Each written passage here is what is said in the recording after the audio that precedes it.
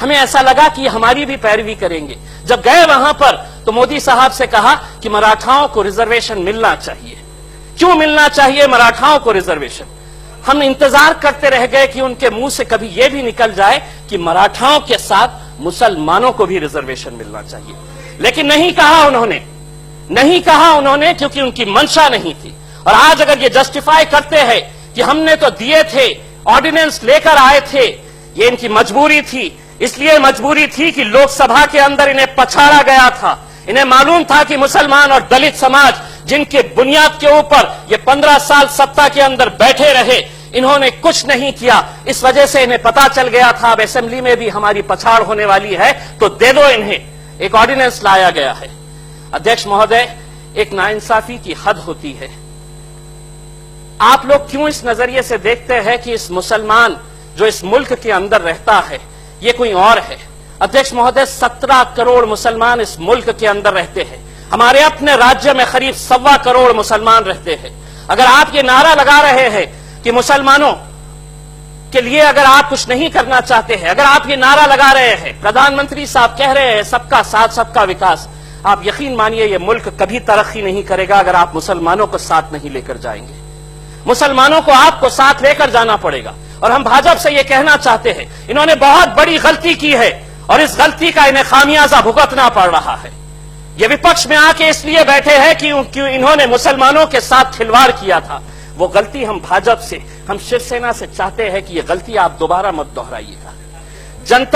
जनता अच्छी तरह समझती है कि उनके साथ कैसी नाइंसाफी हुई है। अध्यक्ष महोदय, 2 मिनट के लिए।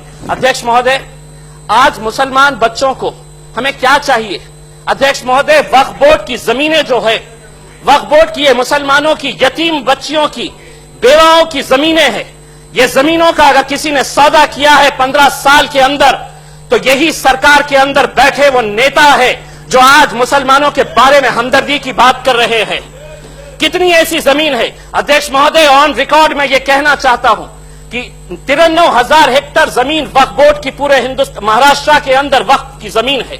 कोई 2 एकड़ का ऐसा प्रोजेक्ट बता दीजिएगा कि ये मुसलमान माइनॉरिटी के जब मिनिस्टर थे कि मैंने मुसलमानों के लिए कोई स्कूल खोला हूं, कोई कॉलेज खोला हूं।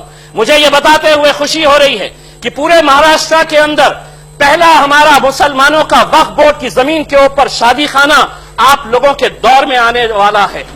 आप लोगों का मतलब यह है, मैं शुक्रिया अदा करना चाहूंगा एकनाथ खड़से साहब का, जिन्होंने वक्फ बोर्ड की जमीन भी दी और 2 करोड़ रुपये उस शादी खाने के लिए भी दिया है। लेकिन एक ऐसा प्रोजेक्ट बताइएगा कि मुसलमानों को आप लोगों ने क्या दिया? अध्यक्ष महोदय, आज सच्चाई यह है कि मुसलमान लड़का हम पढ़ना चाहते हैं, हमारे बच्चों को हम डॉक्टर, इंजीनियर, एस्ट्रोनॉट्स बनाना चाहते हैं, और अपनी कौम का नहीं, अपनी कौम के साथ अपने देश का भी नाम हम रोशन करना चाहते हैं। लेकिन वो उस वक्त मुमकिन होगा जब आप हमें सहूलतें देंगे, लेकिन आप कुछ देना नहीं चाह रहे हैं हमें। क्यों इतनी नफरत है?